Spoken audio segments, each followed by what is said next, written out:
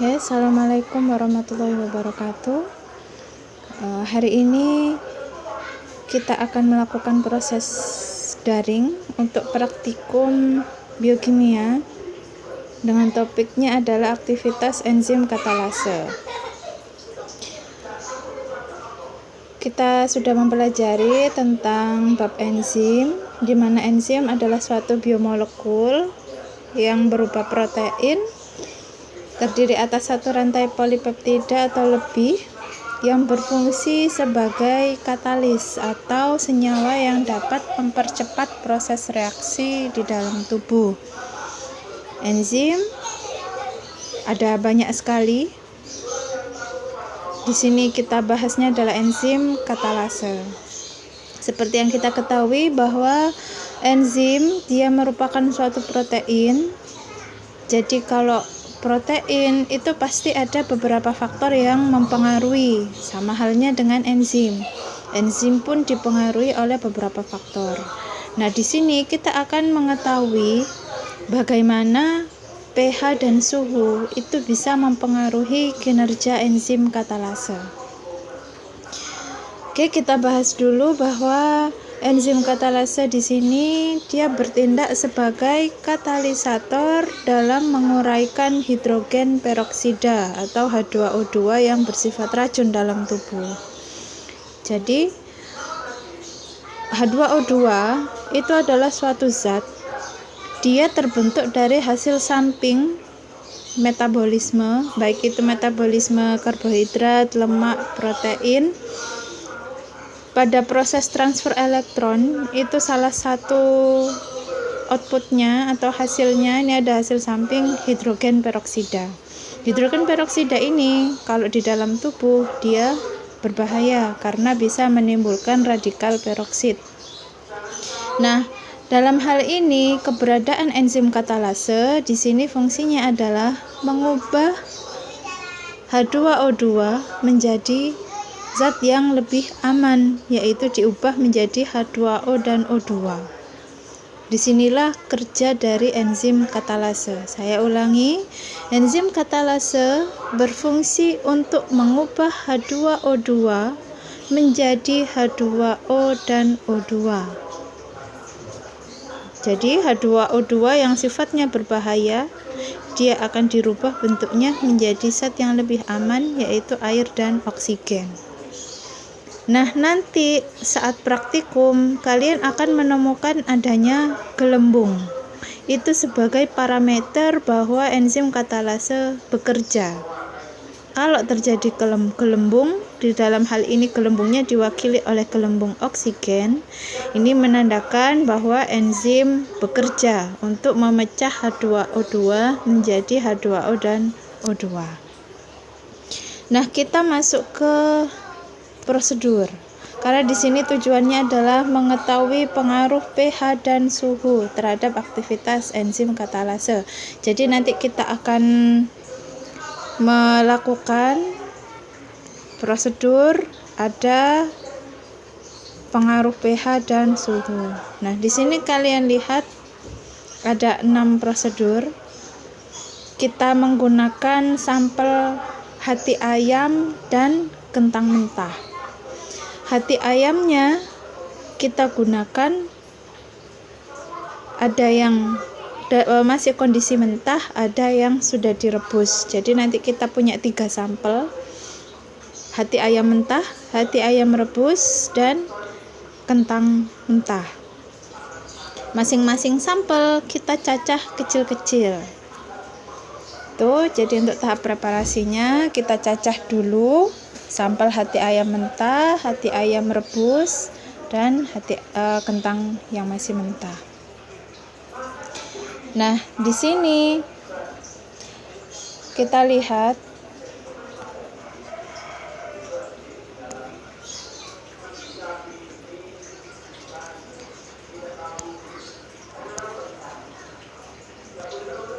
bahwa tadi kita menggunakan H2O2. Tadi fungsi enzim katalase mengubah H2O2 menjadi H2O dan O2. Disinilah enzim katalase bekerja. Nah, kalau kita bicara enzim, berarti ada substrat. Dalam hal ini, enzim katalase ini yang bertindak sebagai enzim. Berarti substratnya siapa di sini? Substratnya adalah H2O2. Jadi kita menggunakan larutan H2O2 ini sebagai substrat, di mana fungsi enzim itu dia mengubah substrat menjadi produk. Ini adalah produknya. Jadi enzim katalase mengubah substrat, dalam hal ini adalah H2O2, dirubah menjadi produknya yaitu H2O dan O2. Ini nanti sebagai parameter enzim bekerja timbulnya gelembung. Nah, fungsinya penggunaan hati ayam, kentang itu untuk apa? Itu sebagai sumber enzim katalase, karena enzim katalase ini dia paling banyak terdapat di dalam hati.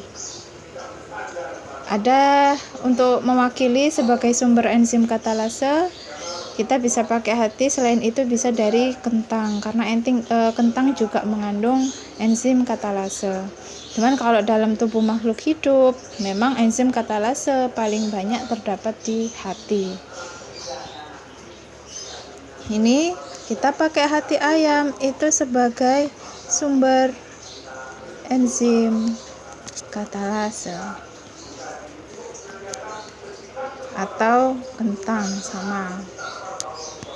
Oke, di sini kita sudah paham fungsi H2O2, fungsi enzim katalase untuk apa. H2O2 dia bertindak sebagai substrat, enzim katalase dia bertindak sebagai enzimnya. Kita mendapatkan sumber enzim katalase itu dari hati ayam atau kentang. Nah, sekarang kita masuk ke prosedur. Bisa kalian lihat di buku masing-masing.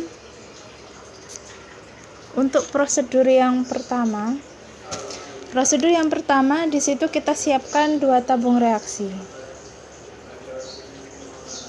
2 tabung reaksi masing-masing kita isi dengan H2O2 dengan konsentrasi 3%, yang satu diisi dengan air atau aquades. Kemudian kita masukkan ke dalam tiap tabung irisan hati yang masih mentah.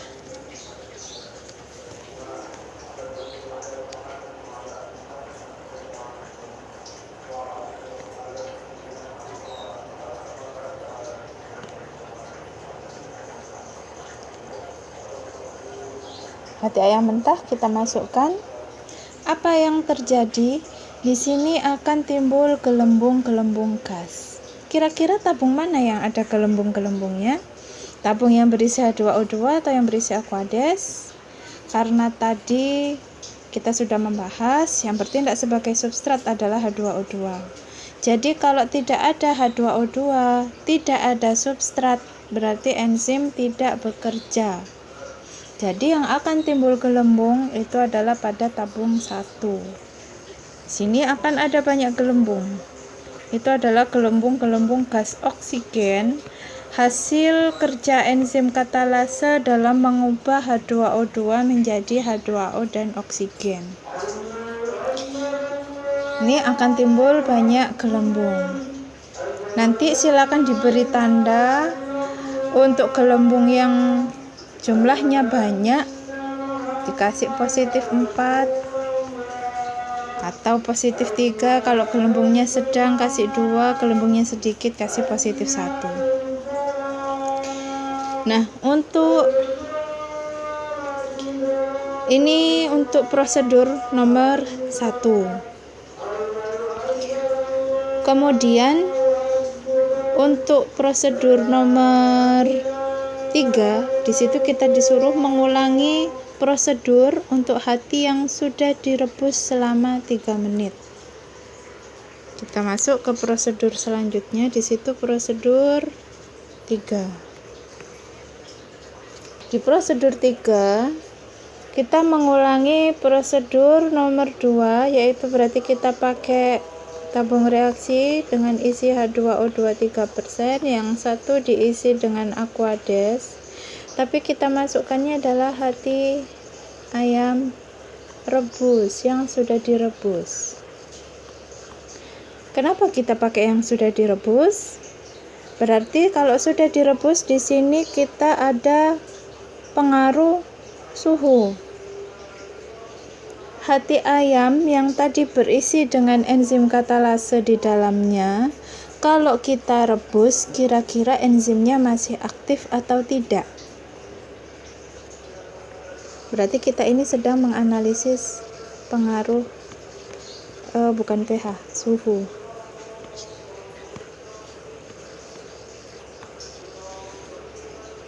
Kira-kira masih bekerja atau tidak enzim katalase? Kita ketahui bahwa enzim katalase itu suhu optimumnya, jadi setiap enzim itu mereka punya kondisi optimum masing-masing. Dia mampu bekerja paling maksimal itu pada suhu dan pH berapa. Contoh, untuk enzim katalase, suhu optimumnya adalah 45 derajat.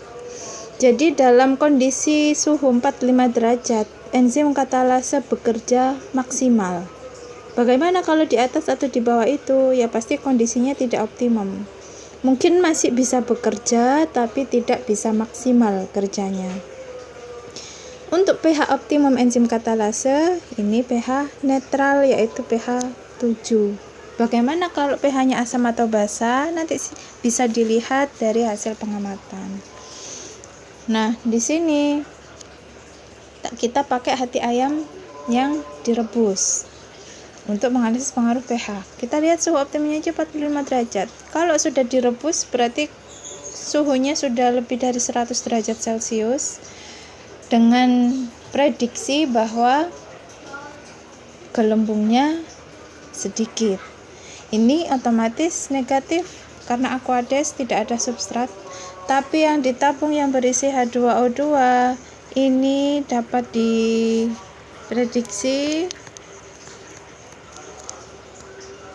harusnya sudah tidak aktif, bisa jadi tidak ada gelembung atau hanya sedikit gelembung. Selama pengalaman saya memegang praktikum ini, biasanya masih ada sedikit. Ketika kita masukkan hati ayam yang sudah direbus, ada gelembung tapi cuma sedikit sekali, itu pun hanya menempel di dinding-dinding tabung saja. Ini menandakan bahwa enzim sudah tidak maksimal bekerja. Masih bisa bekerja tapi tidak bisa maksimal. Kita kasih dia dengan tanda positif 1 untuk hati ayam rebus. Kemudian untuk prosedur nomor 4, di situ ulangi prosedur nomor 2 untuk kentang yang tanpa dimasak. Berarti kita menggunakan kentang mentah. Isinya masih sama, ada air, ada H2O2. Tapi kita masukkannya kentang mentah. Kentang mentah yang sudah kita cacah kecil-kecil, kita masukkan. Ini kalau berdasarkan pengalaman mengajar sejak beberapa tahun yang lalu, ini juga timbul gelembung. Di sini otomatis negatif karena tidak ada substrat. Ketika dimasukkan ke dalam H2O2 3%, ini kentangnya dia memberikan gelembung, tapi tidak sebanyak ketika menggunakan hati ayam mentah. Ada gelembung, tapi cuman sedikit, yang menandakan bahwa enzim katalase dalam kentang tidak terlalu banyak atau tidak sebanyak yang terdapat di dalam hati. Kita kasih tanda dengan positif 2. Kemudian untuk prosedur nomor 5,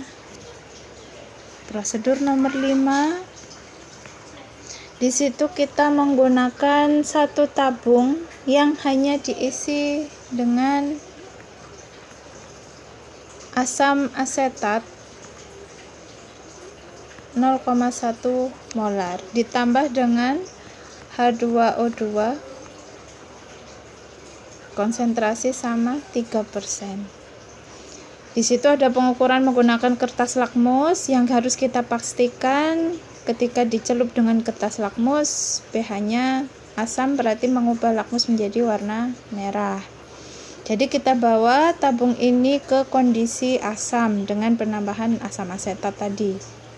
Kemudian kita masukkan irisan hati ke dalam tabung. Irisan hatinya hati ayam yang mentah. Nah, kira-kira di sini kita sedang menganalisis apa? Di sini kita menganalisis adanya pengaruh pH. Tadi pH optimum enzim katalase harusnya pH 7. Tapi di sini kita pakai pH asam. Nah, kira-kira apa yang terjadi pada tabung ini?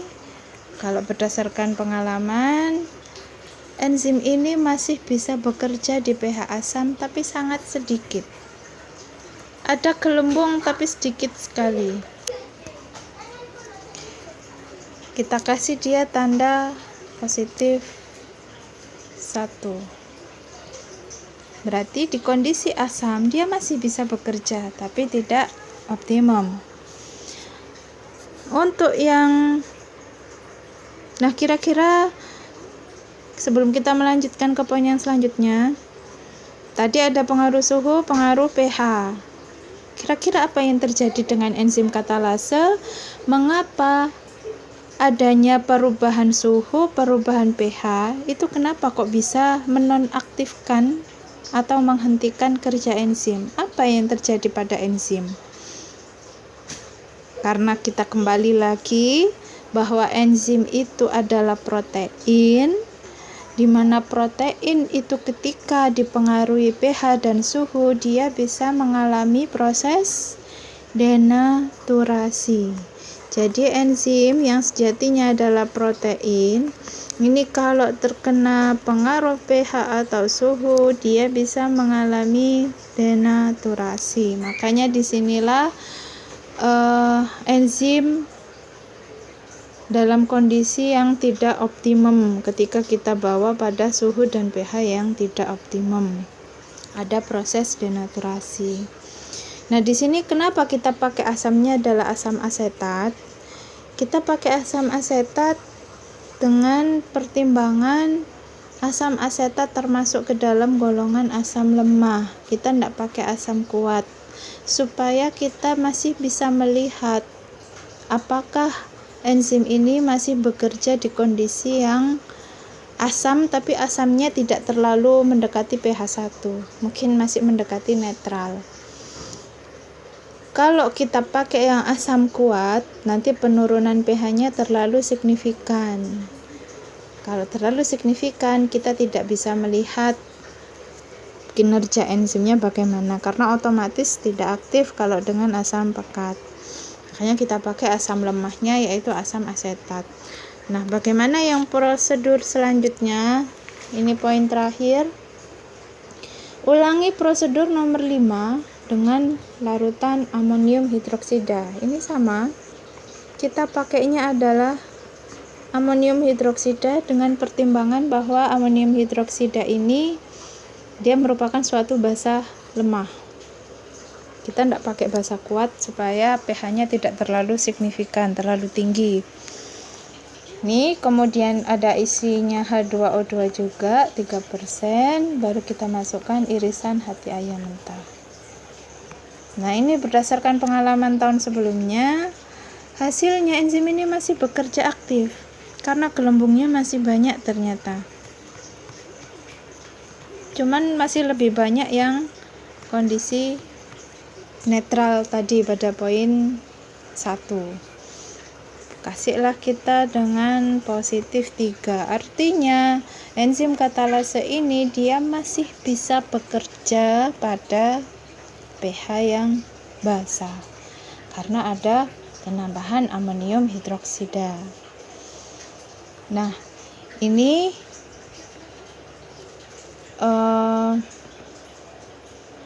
prosedur untuk mengetahui adanya pengaruh pH dan suhu terhadap aktivitas enzim katalase. Tadi yang sudah kita ketahui bahwa adanya perubahan pH dan suhu dalam kondisi yang tidak optimum, dia bisa menyebabkan terjadinya proses denaturasi protein pada enzim yang menyebabkan enzim tersebut menjadi inaktif atau non-aktif. Oke, apabila ada yang perlu didiskusikan, silakan ditulis di kolom komentar. Untuk praktikum hari ini saya akhiri sekian.